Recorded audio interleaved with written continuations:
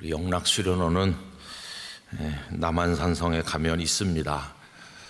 거기 요새 가보시면은 아주 고즈넉하고 또 단풍도 아름다운 때고 거기 가셔서 기도하시면 참 좋습니다. 1년에 몇 차례 우리 목회자들의 포이메네스 영성 수련도 진행이 되고 또 사모님들의 영성 수련도 진행이 됩니다.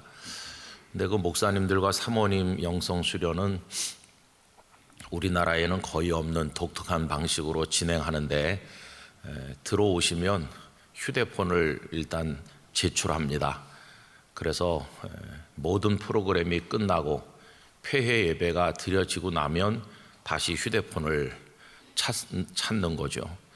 그러니까 세상으로부터 완전히 단절하고 우리 주님의 음성만 듣겠습니다. 그런 마음으로 이제 목사님들도 오시고 사모님들도 오시고, 거기 가서 그렇게 세상과는 단절된 채로 주님만을 향하게 되는데, 그런 프로그램들 또 매주 드리는 예배 여러 가지 활동들을 위해서 거기 섬기는 분들이 많이 필요합니다. 특별히 거기 장식이라든지 식사라든지 그 안에 이루어진 일들이 참 많은데, 그것을 우리 수련원 섬김이들이 가셔서 일주일에도 여러 번 올라가시죠. 또 포이메네스 영성 수련하게 되면 뭐 거의 하루 종일 계시면서 뒷바라지 해주시고 하는데, 말없이 봉사하는 분들이 많이 계셔서 정말 고마운 일입니다. 앞으로도 잘 감당해 주시기를 바라고, 또 현재는 그 안쪽에 있는 사택동이 낡아서 보수하는 공사를 진행 중이고, 이제 12월 달에는 다 마무리가 되면 하나님께 감사 예배도 드리게 될 것입니다. 또 거기서 조금만 올라가면 우리 한경직 목사님 은퇴하시고 거주하시던 우거처도 있고 해서 아주 영락교회에는 정말 소중한 영적인 장소라고 할 수 있는데, 여러분들께서 많이 기도해 주시기 바라고, 그와 더불어 서울 시내 경계선 안에 기도원이 이젠 다 없어지고 거의 없는데, 우리 영락기도원 얼마나 소중한지 몰라요. 영락기도원이 서울 시내 안에 있어서 뭐 지하철 타고 조금 걸으면 또 버스 타고 연결될 수 있는 거의 몇 개 남지 않은 기도원입니다. 우리 영락기도원은 또 영락교회 성도들의 기도의 거룩한 장소 아닙니까? 또 영락기도원을 위해서도 여러분들이 마음 써주시기 바라고요. 또 설악산에 가면 설악산 수양관이 있는데 거기도 성도들이 모여서 예배하고 이렇게 있습니다. 여러분들의 관심과 기도를 부탁드립니다. 우리 수고하셨는데 박수 한번 더.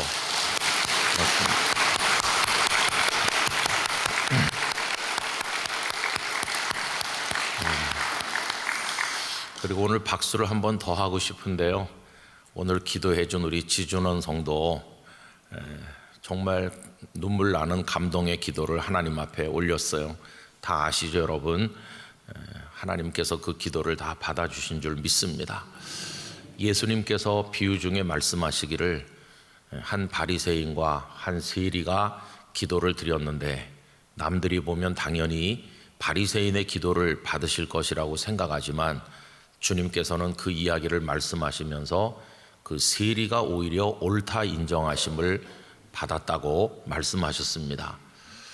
우리가 숱한 기도를 드리지만 가장 훌륭한 기도는 잘하는 기도, 그런 정말 진정한 의미의 잘하는 기도는 하나님이 들으시는 기도입니다.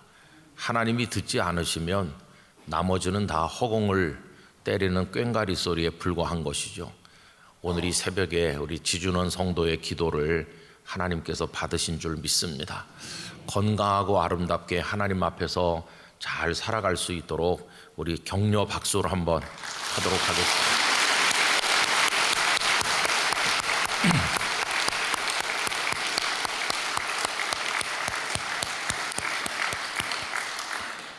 우리 사랑부를 위해서 많이 기도해 주십시오. 며칠 전에 남산을 이렇게 걸어가는데 사람들이 많이 이렇게 지나가는데 어떤 한 15명, 20명 되는 사람들이 같이 오더라고요. 그 중에 한 사람이 목사님 그러면서 저한테 보니까 우리 사랑부 식구인데 저를 알아보고 반갑다고 거기서 얼마나 고마운지 몰라요. 여러분 많은 기도를 부탁드립니다. 오이코스 성경 읽기 이제 계속 따라서 우리가 새벽 기도회를 모이고 있는데 이제 오늘부터 로마서 말씀으로 넘어왔습니다. 말씀을 끝까지 잘 읽어주시기를 부탁드립니다.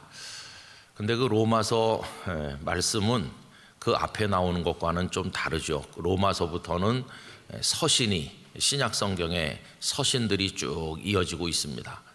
사실 요한계시록도 우리가 따로 구분할 때도 있지만은 그 형식은 편지처럼 되어 있는 것이죠. 그 초대교회 오늘과 같은 성경책이 있거나 뭐 이렇게 다중이 모이는 집회 장소가 있는 게 아니기 때문에 그 복음의 메시지를 서신을 통해서 이렇게 많이 왕래하였습니다. 또 그 서신도 너무 귀해서 이렇게 한 교회가 받으면 이웃 교회에다가 이렇게 돌려 읽도록, 그래서 돌려 읽으려면 또 그거 편지 하나 가지고는 안 되니까 옮겨 쓰고 또 사본을 만드는 거죠. 계속 베껴 쓰고 해가지고 또 이렇게 널리 전하고, 우리 손에 성경이 이렇게 손쉽게 주어져 있다는 것은 정말 우리가 크게 감사해야 될 일입니다. 만약에 성경 없이 하나님을 믿어야 된다고 그러면 얼마나 어려웠을까를 생각해 보는데, 어쨌든 우리 선배들은 그렇게 부족함 중에도 순교의 믿음을 가지고 하나님을 섬기셨습니다. 이제 오늘 로마서부터 읽는데 앞부분에 나오는 것은 사도 바울의 서신이죠. 근데 바울 서신은 좀 특징이 있습니다. 그 구조적인 특징은 이런 거죠. 앞부분에는 예수 그리스도를 통해서 하나님을 믿는 이 복음 신앙에 대한 영적 원리, 신학적인 원리, 그런 것들을 쭉 말씀합니다. 상당히 논리적이고 사도 바울의 그 신학적 깊이가 보여지는 그런 부분들이 성령 안에서 우리들에게 전달되고 있습니다. 그리고는 이제 그 뒷부분으로 가면은 그런 하나님의 은혜를 입은 성도들이 이 세상에서 살아갈 때 어떻게 살아야 되는지 삶의 실천, 생활 현장에서의 가르침, 그런 것들이 쭉 나와요. 로마서를 예를 들면 로마서는 16장으로 되어 있는데 1장부터 11장까지는 소위 교리적인 신학적인 내용이 나옵니다. 그리고 12장부터는 이제 삶을 어떻게 살아야 되는지 그런 내용이 쭉 나오다가 맨 마지막 장에 가면 문안 인사가 집중되어 있는 것을 볼 수 있습니다. 근데 뭐 거의 대부분의 바울의 서신은 그렇게 두 부분으로 구성되어 있다는 것을 이제 우리가 알 수 있는 거죠. 특별히 이 로마서는 우리 기독교 2000년 역사에 있어서 굉장히 중요한 역할을 했는데, 우리 기독교 복음이 사람들의 마음속에서 많이 잊혀져 가고 세속화되고 교회가 타락하고 하는 그런 위기를 만날 때마다 이 로마서가 빛을 발해서 그래서 사람들의 믿음의 물꼬를 돌리는 역할을 한 것을 우리가 알고 있습니다. 그 예를 몇 가지 든다면 고대 교회 시대에는 굉장히 그 순교적 신앙이었다고 말할 수 있어요. 1세기, 2세기, 3세기 정말 목숨 걸고 하나님을 경외했던 시대입니다. 그런데 여러분들께서 아시는 것처럼 콘스탄틴 대제라는 사람이 등장하면서 기독교를 공인하였습니다. 이제는 핍박하지 않을 테니까 누구든지 자유롭게 예수를 믿어라, 이제 이런 식으로 된 거죠. 이 밀라노 칙령이 발표되고 나니까 그 다음부터는 많은 사람들이 이제 예수님을 믿게 됐어요. 황제 자신이 기독교인이라고 스스로 말하게 되었고, 그 황제의 어머니인 헬레나 여사가 예수님 탄생하신 베들레헴에다가 예배당을 지을 정도로 열심을 내다 보니까, 그리고 황제가 이제 예수님을 믿는다고 하다 보니까 그 밑에서 권력이라도 잡고 뭔가 하려고 하는 사람들은 다 그 뒤를 따라서 예배당 안으로 들어오게 됐어요.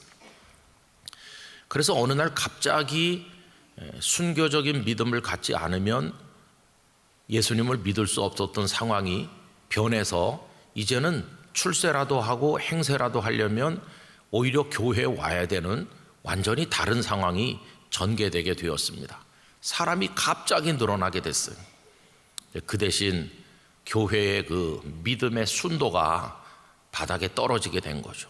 이 사람 저 사람 하나님께는 관심도 없으면서 황제의 눈도장을 찍으려는 사람들이 다 몰려오고 이런 식으로 하다 보니까 이 교회가 급속하게 세속화되게 되었습니다.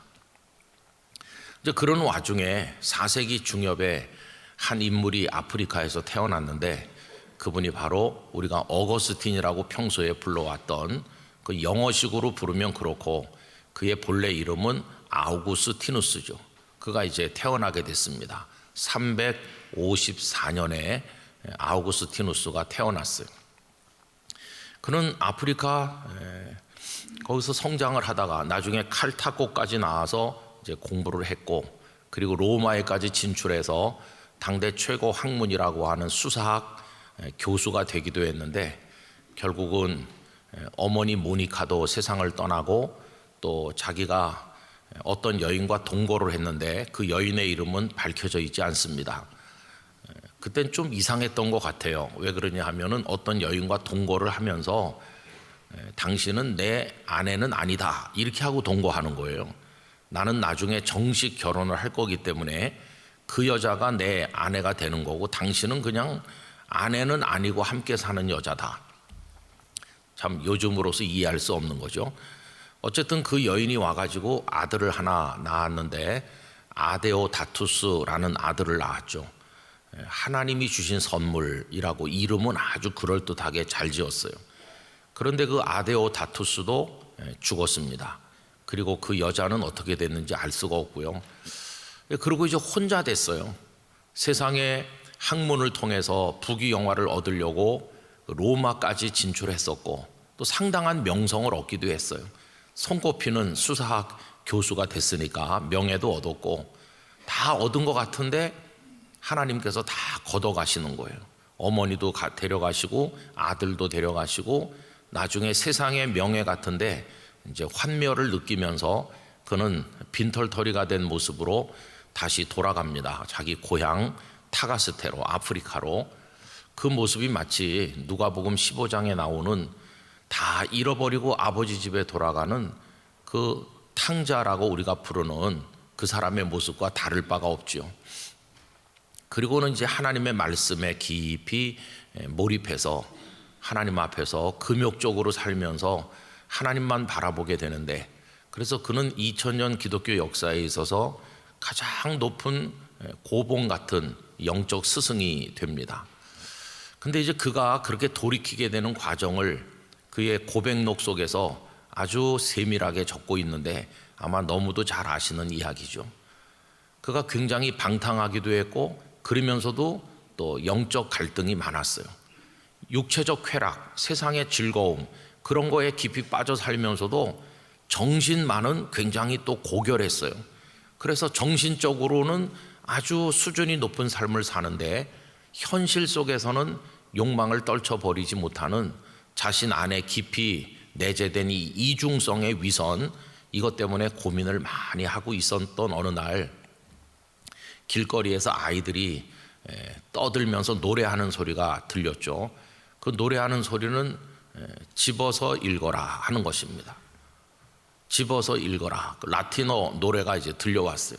톨레레게 하는. 그래서 그 아이들의 노래 가사에 충격을 받고 그가 뛰쳐 들어와서, 그래서 책상 위에 펼쳐져 있었던 책을 척 들어서 읽었는데 그게 바로 로마서 13장 맨 끝에 나오는 이제는 자다가 깰 때가 벌써 되었으니, 이제 자다가 깰 때가 되었고 세상에 더러운 걸 다 버리고 그리스도 예수로 옷 입어야 된다. 그래서 흔히 그 고백록에 나오는 그의 이야기를 우리가 근거로 해서 어거스틴을 어거스틴 되게 만든 말씀, 그게 로마서의 말씀이다. 그러니 어거스틴 한 사람이 돌아온 것으로 끝난 게 아니에요. 그가 마치 사울이 바울 되듯 다메섹 도상에서의 어제 새벽에 우리가 이야기한 그 이야기가 이 아우구스티누스에게서 일어난 거죠. 그게 완전한 인생의 전환이었어요. 그 다음부터 그는 정말 수도적인 삶을 살면서 하나님께만 집중하고 그리고 말씀에만 집중하는 삶을 살게 됐습니다. 그는 교회 목회자가 될 생각을 한 적은 없는데 자기 고향에서 조금 떨어진 곳에 그가 방문하러 갔는데 마침 그곳에 감독, 요즘식으로 말하면 목사죠. 목사가 이제 은퇴를 할 때가 돼가지고 새로운 사람을 선택해야 되는 그런 상황인데 저 뒤에 보니까 그가 와서 앉아 있거든요. 그래서 그 감독이 앞으로 나오라고 불렀어요. 그래서 그 즉석에서 기름을 부어서 히포라는 곳에 감독이 되었습니다. 그는 나중에 하나님의 부르심을 받을 때까지 히포의 목회자로 그렇게 살면서 무너져가는 로마 제국을 향해서 많은 책도 쓰고 말씀을 전하였죠. 그가 이제 그렇게 히포의 감독으로 살고 하던 그의 생애 동안에 그 지중해 세계가 엄청나게 변화되었습니다. 그렇게 오랫동안 영원할 것처럼 보였던 로마 제국이 무너져 내리는 역사가 일어나게 된 건데, 특별히 동로마 서로마로 갈라져 있다가 이 서로마가 게르만 민족의 민족 대이동을 통해서 그 게르만 민족이 이동하면서 이제 그들이 침략을 당하고 로마 시가 불타는 그런 충격적 사건을 경험하게 되죠. 우리 옛날에 역사책에서 민족 대이동을 배웠는데 흉노족이 이동하면서 그래서 이제 연차적으로 밀린 사람들이 유럽으로 쏟아져 들어가는데, 그런 역사의 소용돌이 영적인 혼란기 한복판에 그가 서서 정말 예언자적 메시지를 우리에게 많이 선포했습니다. 근데 그 위대한 믿음의 사람 한 사람이 변화되는데 이 로마서 말씀이 있었던 거예요. 자, 그 일이 있고 나서 이제 아우구스티누스는 인간의 노력으로 구원받는 게 아니다, 하나님의 은혜가 우리를 구원한다, 이런 걸 아주 강조했어요. 그러다가 이제 중세가 열리는 거죠. 중세 시대가 쭉 열리면서 중세는 시간이 갈수록 형식화되고 또 인본주의화 되면서 하나님의 은혜를 강조하는 가르침은 점점 줄어들고 인간의 공로, 사람들이 뭐 고행을 하고 금식을 하고 선행을 행해서 뭔가를 해야 된다, 이런 게 나중에는 굉장히 번성했어요. 그러다가 급기야는 지난번에 종교개혁 우리 주일에도 생각한 것처럼 돈 내고 면죄부를 사면 구원받는다는 식의 가르침까지 나올 정도로 교회가 부패했습니다. 그때 그 고민하던 한 사람의 수도사 마틴 루터가 있었던 거죠. 근데 참 놀라워요. 그때 수도원이 어마어마하게 종류가 많은데 이 마틴 루터가 소속돼 있었던 수도원이 어디냐 하면 아우구스티누스파 수도원이에요. 어거스틴의 가르침을 이어나가는, 하나님은 그를 딱 거기다가 넣어주신 거예요. 참 놀랍지 않습니까? 그래서 거기가 그의 영혼의 이제 온실같이 된 거고, 존 스타우피츠 원장의 가르침을 받아서 방황하던 루터가 하나님의 말씀을 깊이 묵상하고 연구하다가 그가 또 어느 말씀에 부딪혔느냐 하면 로마서 1장 17절, 오직 의인은 그 믿음으로 말미암아 살리라. 무슨 인간적인 율법적인 선행이 아니라 하나님의 은혜를 믿는 믿음으로 사는 거다. 그래서 종교개혁의 모토를 잘 아시지 않습니까? 오직 은혜, 오직 믿음, 오직 예수 그리스도, 오직 성경, 이런 거 아시잖아요. 하나님께서는 예수 그리스도라고 하는 분 안에다가 하나님 당신의 의를 가득 담아서 우리에게 보내주셨어요. 의로운 사람만이 구원을 받는 건데 우리는 아무리 노력해도 의를 얻을 수가 없어요. 인간의 의, 그거는 불가능한 겁니다. 그래서 나의 의로는 안 되기 때문에 하나님의 의가 우리에게 주어져야 되는 건데, 하나님의 의를 예수님 안에 가득 담아서 우리에게 보내주신 이 하나님의 위대하고 자비로운 행동, 이게 은혜인 것이죠. 은혜. 그럼 그거를 내 걸로 만드는 방법은 뭐냐? 하나님, 저의 의를 가지고 살아보려고 했는데 100% 저는 실패했습니다. 저는 희망 없는 죄인입니다. 그러면서 하나님을 향해 갈망의 두 손을 내밀면 우리의 두 손에다가 하나님의 의를 허락해 주신다는 거예요. 우리의 두 손을 간절히 내미는 그걸 가리켜서 믿는다, 그렇게 말하는 거죠.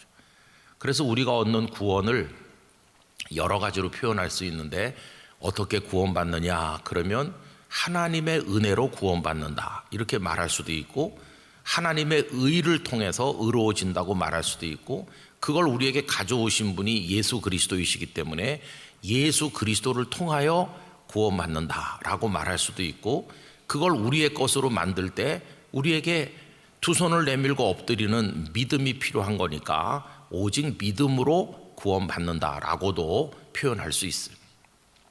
어쨌든 어떻게 표현하든지 간에 우리의 힘으로 구원 얻는 것은 아닌 것이죠.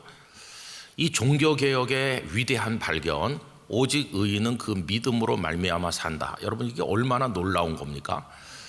이제 마틴 루터가 그 믿음의 원리를 발견하고 자기 자신이 먼저 변화되고 회개하는 거죠.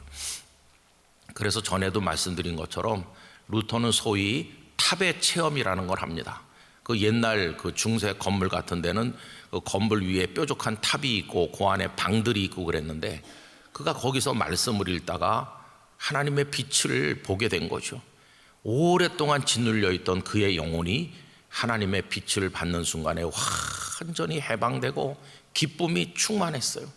그 탑의 체험 이후에 루터는 딴 사람이 됐고, 로마 천주교회가 면죄부를 파는 그런 행동을 하는 걸 볼 때 분노를 참지 못했고, 그래서 그가 처음에는 98개 조항을 써서 보냈다가 별 반향이 없었는데 나중에 더 큰 분노를 느끼면서 95개 조항을 다시 써서 그 비텐베르크 대학 군의 예배당 출입문에다가 붙인 거 아닙니까? 이래가지고 종교개혁이 그냥 확 일어나게 됐어요. 다시 성경으로, 다시 하나님의 은혜로. 그때도 로마서가 역할을 했어요. 그렇게 또 이제 수백 년이 내려오는데 18세기, 19세기에 오면서 현대 문명이 등장했습니다. 현대 문명은 인본주의 문명이었고, 인간의 이성을 강조했고, 인간의 이성은 하나님 없는 철학, 그리고 하나님을 인정하지 않는 과학의 문을 열게 되었습니다. 그게 이제 오늘까지 아주 강력하게 지금 세상을 휩쓸고 있는 거죠. 그래서 지금 우리가 살고 있는 이 시대는 하나님 없는 과학과 하나님 없는 철학이 판을 치다 보니까 하나님이 세우신 창조 질서 같은 거 이런 데 사람들은 관심이 없는 거죠. 우리가 우려하는 일들이 다 그런 뿌리로부터 나오는 거라고 말할 수 있습니다. 이제 그렇게 내려가다 보니까 교회까지도 세속화되면서 나중에 19세기에 오면은 하나님 없는 신학, 하나님 없는 설교가 등장했어요. 그리고 기독교는 뭐냐? 기독교는 나쁜 건 아닌데, 그럼 거기 하나님이 계신가? 생명이 있나? 복음을 믿으면 구원받는다는 메시지가 있나? 그런 게 점점 없어지고, 그럼 당신은 왜 교회에 옵니까? 이렇게 물어보면 가르침이 좋으니까, 서로 사랑하자, 얼마나 좋습니까? 그래서 믿어서 구원받는 진리로서의 기독교 복음이 아니라 그냥 그렇게 살면 좋은 윤리 도덕 수준으로 이걸 끌어내렸어요. 기독교는 그냥 윤리가 된 거예요. 윤리. 구원의 도리가 아니라 그냥 그렇게 살면 좋은 윤리 수준으로 이게 확 떨어졌어요. 이렇게 교회에서는 매주 모여서 예배도 드리고 했지만 결국 윤리적인 모임 수준으로 전락하면서 인간 세계는 인간의 과학과 철학에 의해서 유토피아를 맞이할 거라고 이런 낭만적이고 낙관적인 가르침이 온 세상으로 퍼져나가고 있었죠.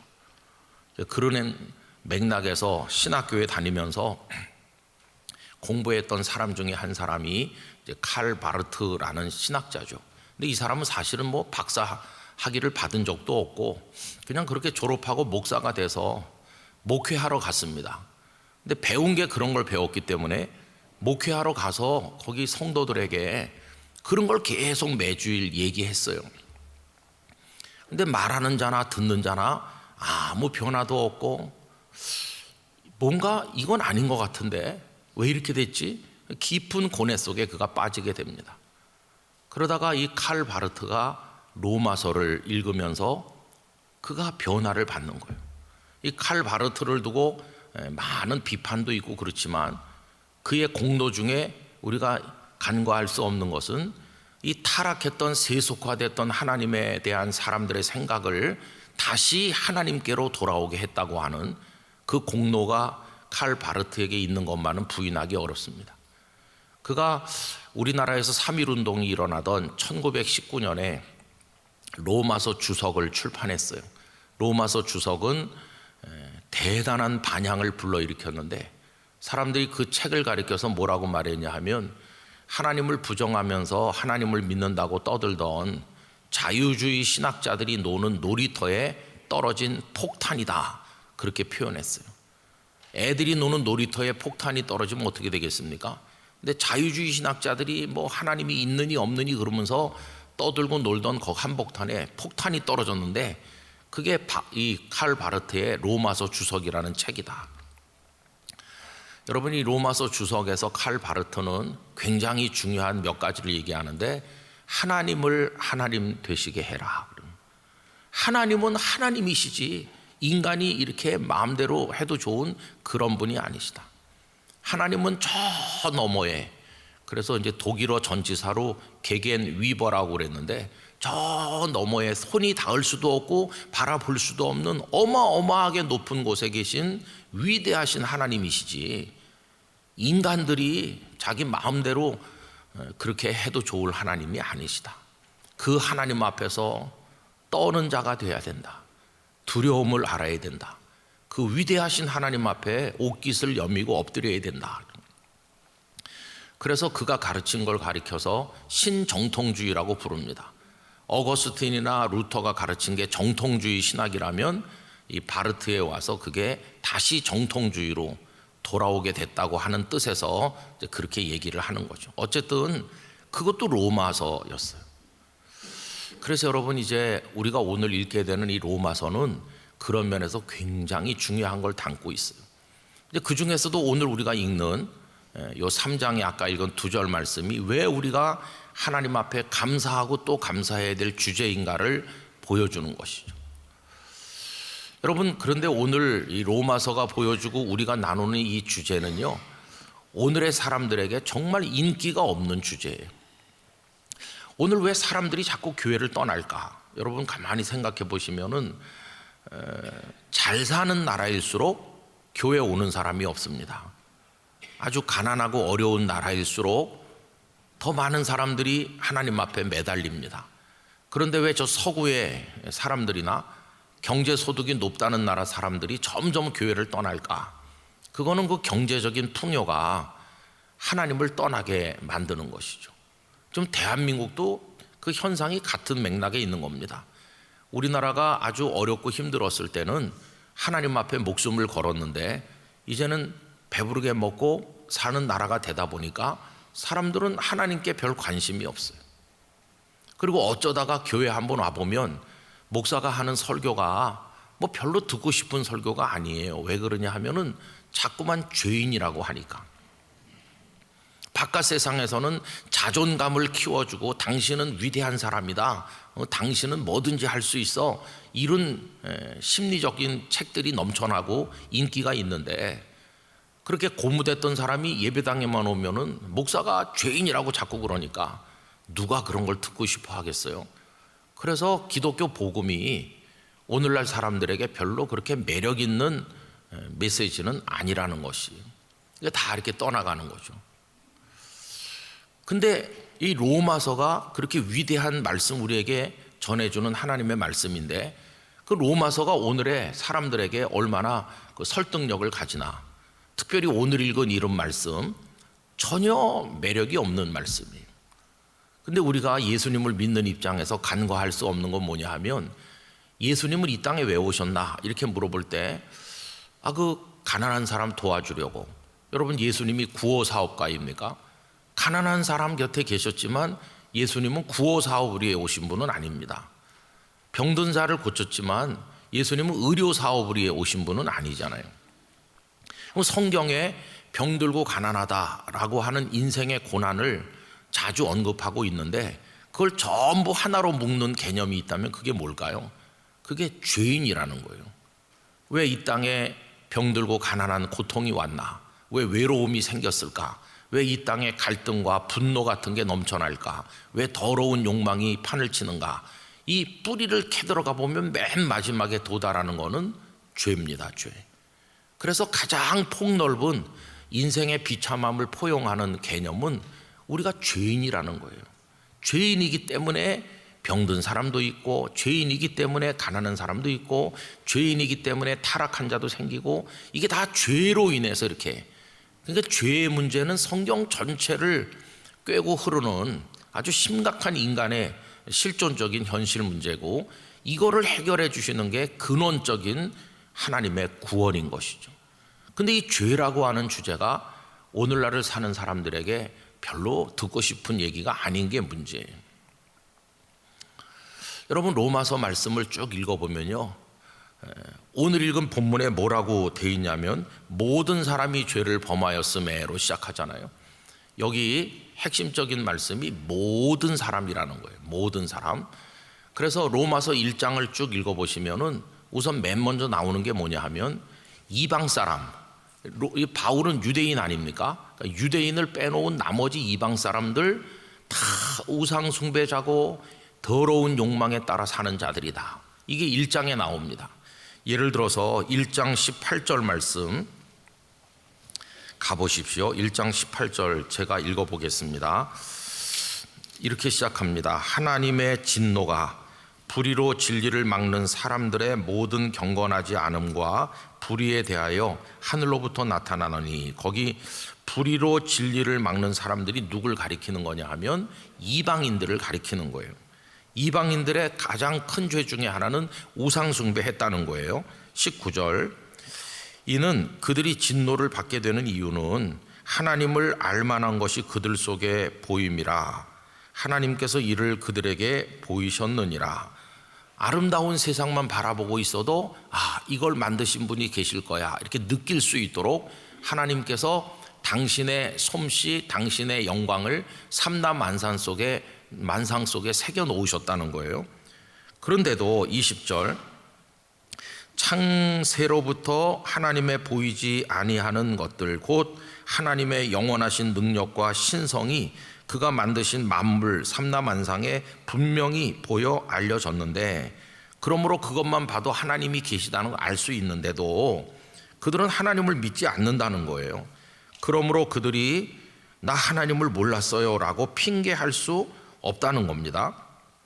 21절, 그 사람들이 하나님을 자연 만물을 통해서도 알 수 있는데도 불구하고 그 하나님을 알면서도 하나님을 영화롭게 하지도 않았고 감사하지도 않았고 오히려 그 생각이 허망하여지고 미련한 마음으로 더 그 영이 어두워져 가지고 늘 입만 열면 스스로 지혜 있다고 자부하지만 사실은 어리석게 되어서 썩어지지 아니하는 하나님의 영광, 하나님의 영광은 썩지 않는 영광인데 그것을 썩어질 사람과 새와 짐승과 기어다니는 동물 모양의 우상으로 바꾸었느니라.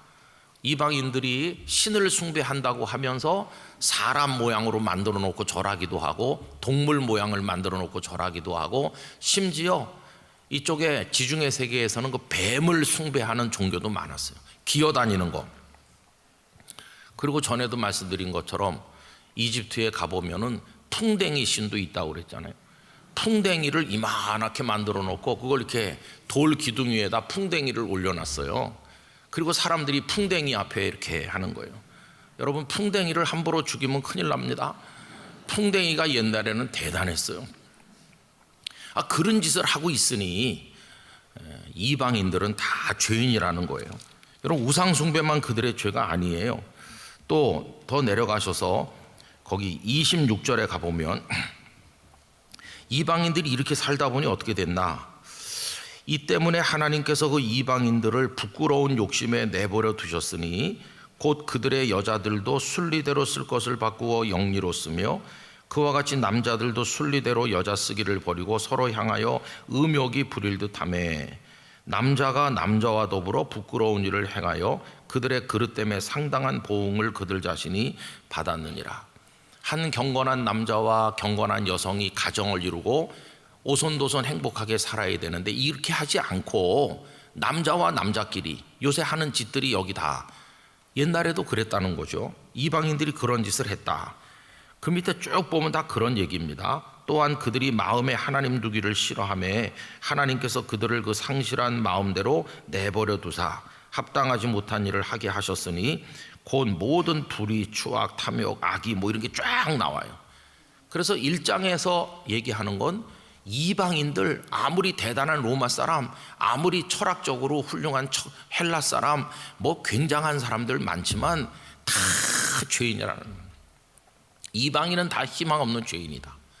그럼 이제 2장으로 넘어오는 거죠. 2장으로 넘어오면 그러면 이방인은 그런 죄인이라면 우리 유대인은 어떤가?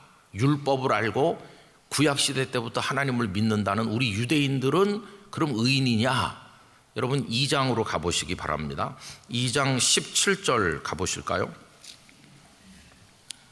2장 17절 유대인을 책망하는 거죠.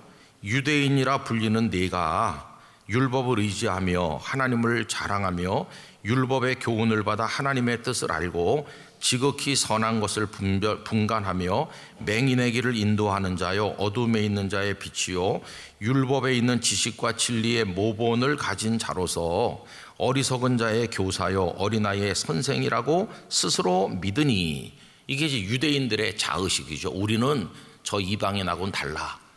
우리들은 하나님을 알고 율법을 알고 우리들은 저 사람들하고 달라. 우리는 저 사람들을 인도해야 될 스승과 같은 민족이야. 우리 민족은 특별해. 이렇게 유대인들은 늘 자부심을 가졌지만 현실은 어떻습니까? 그 다음 절 21절 보시면요. 그러면 다른 사람을 가르친다는 너희 유대인들이 네 자신은 가르치지 아니하느냐? 도둑질하지 말라 선포하는 내가 도둑질하느냐? 간음하지 말라 말하는 내가 간음하느냐? 우상을 가증히 여기는 내가 신전 물건이 탐이 나서 도둑질하느냐? 율법을 자랑하는 내가 율법을 범함으로 하나님을 욕되게 하느냐? 기록된 바와 같이 하나님의 이름이 너희 때문에 이방인 중에서조차도 모독을 받는도다. 유대인들이 이방인들 보고 당신들은 우상 숭배자고 하나님도 모르고 율법도 모르고 회개하시오 그러면 이방인들이 뭐라고 비난하냐 하면 너희나 잘해라 이른다는 거예요. 유대인들 보고. 그래서 여러분 1장에서는 이방인들이 다 죄인이다. 2장에서는 유대인도 다 죄인이다. 이렇게 말해요. 그리고 이제 3장으로 넘어오는 거예요. 여러분 3장 9절 말씀, 3장 9절에서 12절까지 우리 천천히 다 같이 읽읍시다. 그러면 어떠하냐? 우리는 나으냐? 결코 아니라 유대인이나 헬라인이나 다 죄 아래 있다고 우리가 이미 선언하였느니라. 기록된 바 의인은 없나니 하나도 없으며 깨닫는 자도 없고 하나님을 찾는 자도 없고 다 치우쳐 함께 무익하게 되고 선을 행하는 자는 없나니 하나도 없도다. 그럼 여러분 이방인도 한 명도 의로운 사람 없고 유대인도 한 명도 의로운 사람이 없다. 모두가 다 죄인이다. 이렇게 해놓고 이제 오늘 본문으로 오는 겁니다. 오늘 본문에 오시면은 어떻게 시작하죠? 모든 사람이 죄를 범하였음에. 여러분 이거 얘기할 때 누가 가장 힘들었을까요? 바울 자신입니다. 바울 자신. 모든 사람이 죄를 범하였음에 할 때 바울도 그 모든 사람 속에 들어있잖아요. 이게 참 힘든 얘기인 거예요. 왜 그러냐 하면 바울은 자부심이 하늘을 찌르는 사람이에요. 그는 누구보다도 율법을 잘 지켰고 나는 요만큼도 죄가 없어. 그렇게 살았던 사람 아닙니까? 여러분 그의 자부심의 이야기가 빌립보서 3장 5절 6절에서 볼 수 있죠. 나로 말하자면 어떤 사람인지 압니까? 하는 뜻으로 말하죠. 나는 8일 만에 할례를 받았고 이스라엘 족속이고 내가 베냐민 지파 출신이다. 히브리인 중에 히브리인이요 율법으로는 바리새인이요 열심으로는 교회를 박해하고 율법의 의로 따져보면 흠이 없다고. 그러니까 이 바울은 자기는 요만큼도 죄인이라고 불릴 이유가 없는 완벽하게 살았다. 이게 바울의 자기의식이거든. 그랬던 그가 오늘 여기 3장 말씀에 와서 모든 사람이 죄를 범하였음에. 누가 물어보겠죠. 당신 바울은요? 그러면 아휴 나는 뭐 더 나쁜 죄인이죠. 심지어 그가 뭐라고 말합니까? 나는 죄인 중에 괴수라고까지 말하죠. 여러분 우리 여기서 세상 사람들이 별로 매력 없어 하는 이 말씀 속에서 놀라운 걸 발견해야 되는데 사도 바울에게서 일어난 가장 위대한 기적이 뭘까요? 죄 없다고 생각하던 그가 자기를 죄인이라고 고백하게 된 거, 이게 가장 놀라운 기적이에요. 자기가 죄인이라는 걸 깨닫게 된 거. 그 중에서도 괴수라고 얘기하는 괴수. 여러분, 우리가 추수감사주의를 앞두고 오늘 아침에 이 말씀을 따라 읽게 됐는데, 사도 바울이 하나님 앞에 올리는 감사 중에서 가장 큰 감사가 뭐였을까? 이겁니다. 이거. 하나님, 제가 죄인인 거 깨닫게 해주셔서 감사합니다. 왜 망하는 줄 아세요? 죄인이기 때문에 망하는 게 아니라 죄인인 줄 깨닫지 못해서 망하는 겁니다. 깨닫지 못하니까 회개 안 하고 그래서 망하는 겁니다. 죄인인 것만 가지고 말하면 전 인류가 다 멸망해야 되는데, 깨닫고 하나님의 은혜를 구하면 살게 되니까 그 깨달음이 결정적으로 중요한 건데, 근데 지금 이게 바울에게서 일어난 거예요.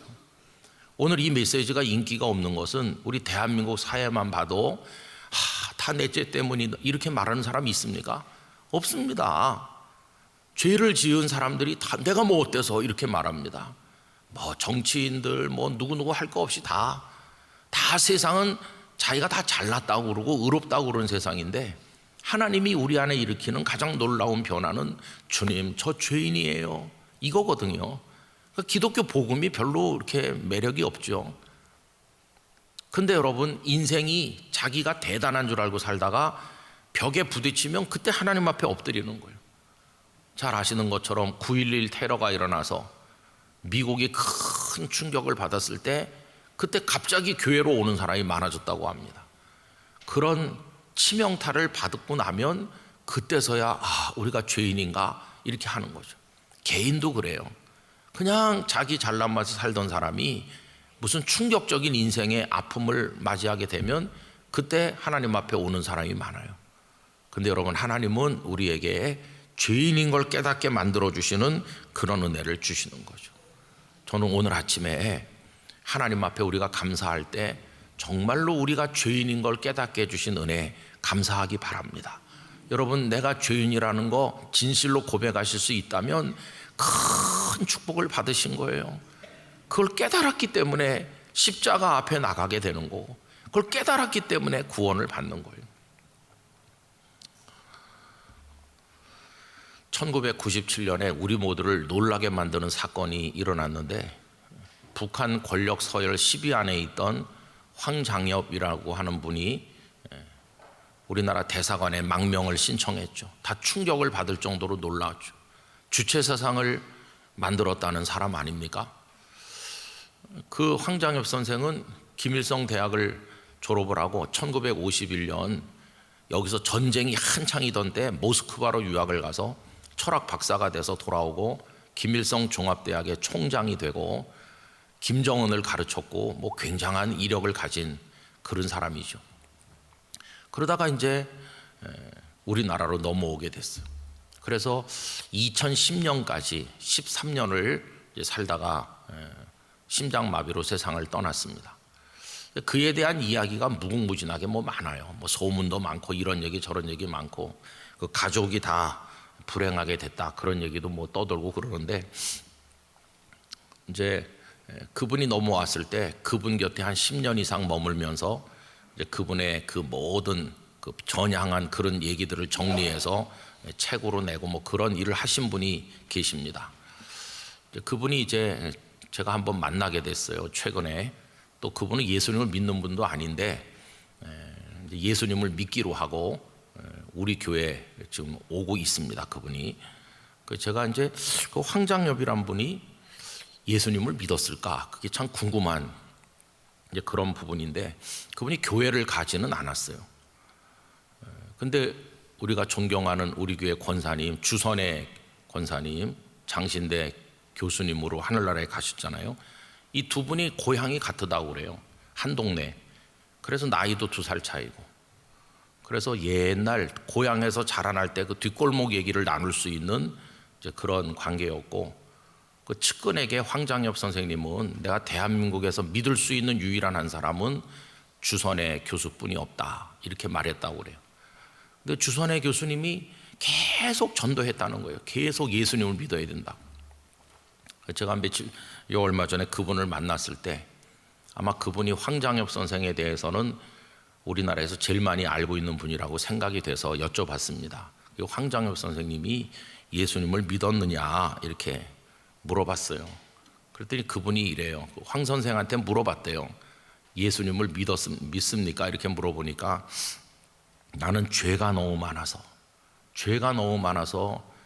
예배당에 갈 수가 없다 이렇게 말하더라는 거예요. 두 가지를 다 느꼈습니다. 제가 예배당에 못 와서 예배를 드리지 못하고 살았던 그분의 영혼에 대한 안타까움, 그걸 먼저 느꼈어요. 그러면서도 또 하나 느낀 거는 그분은 자신이 죄가 많다는 걸 알고 있었구나. 죄가 많다는 거를 알고 있었다는 거예요. 다시 말하면 죄인이라는 걸 깨닫고 있는 거죠.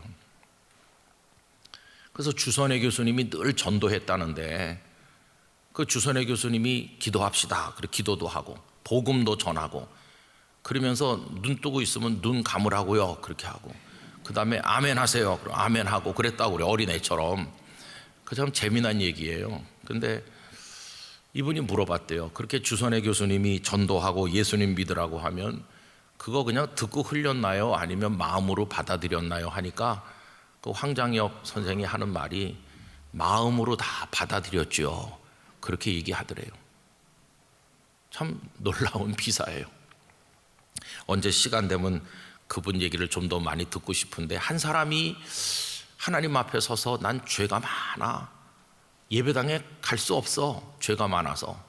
근데 그분에게 안타까운 건 죄가 많을수록 하나님 앞에 와야 되는데 그게 좀 안타까워요. 그러나 주선회 교수님이 복음을 전도하고 예수님을 믿고 구원받아야 된다 그러면 그걸 다 마음으로 받아들였다고 하니까 그것도 놀라운 얘기잖아요. 어쨌든 우리가 알 수 없는 얘기지만 여러분 관건은 그겁니다. 예수 믿어야 산다고 하는데 예수 믿어야 산다는 말 속에 첫 단계는 죄인인 줄 알아야 되는 거예요. 죄를 깨닫고 회개해야 되는 거죠. 저는 이런 메시지가 세상 사람들에게는 듣기 싫은 얘기겠지만 우리에게는 은혜의 말씀이라고 믿습니다. 하나님, 저는 죄인이에요. 근데 그걸 내가 어떻게 알게 됐나? 어떻게 깨닫고 하나님 앞에 앉으면 눈물이 나오나? 이 더러운 죄인, 이게 거짓 없이 고백될 수 있다면은 이거 정말 큰 축복을 받은 거예요. 거기서부터 살 길이 열리는 것이니까. 저는 오늘 아침에 우리가 죄인됨을 깨닫게 해주시고 이 죄인됨을 깨달은 자에게 주시는 구원의 은혜, 하나님의 의롭다고 해주시는 그 은혜를 우리에게 주신 데 대해서 감사할 수 있기를 간절히 바라는 것입니다. 여러분, 오늘 본문 23절 24절을 다시 한번 다 같이 읽어봅시다. 모든 사람이 죄를 범하였음에 하나님의 영광에 이르지 못하더니 그리스도 예수 안에 있는 속량으로 말미암아 하나님의 은혜로 값없이 의롭다 하심을 얻은 자 되었느니라. 할렐루야. 하나님께서 우리에게 하나님, 저 죄인인데 어떻게 하면 좋죠? 이렇게 하니까 괜찮아, 너 의로운 자가 되었다고 내가 인정해 줄게. 우리가 의로워진 것도 아닌데도 의롭다고 말하자면 쳐주시는, 그렇게 봐주시는 거예요. 그래서 오늘 우리가 하나님께 감사해야 될 제목은 의롭다 하시다. 나 같은 죄인을 의롭다고 인정해 주시면서 꼭 알아주시는 거예요. 여러분, 그 은혜가 얼마나 큽니까? 우리가 이 땅에서 하나님을 믿음으로 경험하는 모든 은혜, 모든 축복 중에 최고가 우리 같은 죄인을 깨닫게 하셔서 회개할 때 의롭다고 해주시는 바로 그겁니다. 나중에 천국문을 통과할 때 바로 그것으로 우리는 구원받게 되는 것이에요. 날 의롭다고 해주신 하나님 감사합니다. 또 감사하고 또 감사합니다. 오늘 아침에 이 구원의 감격이 우리 영락교회 성도들 마음속에 충만하시기 바라고, 이 말씀을 담고 있는 로마서가 우리에게도 소중한 말씀이 되기를 진심으로 축원합니다. 기도하겠습니다. 거룩하신 아버지 하나님, 오이코스 성경 읽기 말씀에 따라서 오늘 로마서를 읽으며 모든 사람, 바울 자신을 포함해 이방인이든 유대인이든 모든 사람이 죄를 범하여 하나님의 영광에 이르지 못함을 깨닫고 그런 우리를 값없이 의롭다 하시는 하나님의 은혜를 저희들이 또 깨닫습니다. 아버지 하나님, 이것을 알게 하시고 의롭다 해주신 하나님의 은혜를 얻게 해주시니 감사하고 또 감사하고 또 감사합니다. 이 은혜를 가슴 깊이 묻고 하나님께 영광 돌리며 살아가는 영락의 성도들 되게 하여 주옵소서. 오늘 영락 수련원 식구들이 찬양을 올렸으니 하나님 그 삶으로 드리는 찬양을 받아주시고, 기도를 올린 하나님의 아들의 머리 위에 그 인생과 삶의 모든 영역에 하나님의 은혜와 축복을 내려주시며, 오늘도 섬긴 모든 분들에게 하나님 함께하여 주옵소서. 이 주간 새벽 기도회를 통해 하나님의 뜻을 깨닫는 저희들이 되기를 원합니다. 이제는 주 예수 그리스도의 은혜와 저희 같은 죄인에게 값없이 의롭다 하심을 주시는 하나님 아버지의 놀라운 사랑과 성령님의 교통하심이 함께한 모든 이들 가운데 영원히 충만하시기를 축원하옵나이다. 아멘.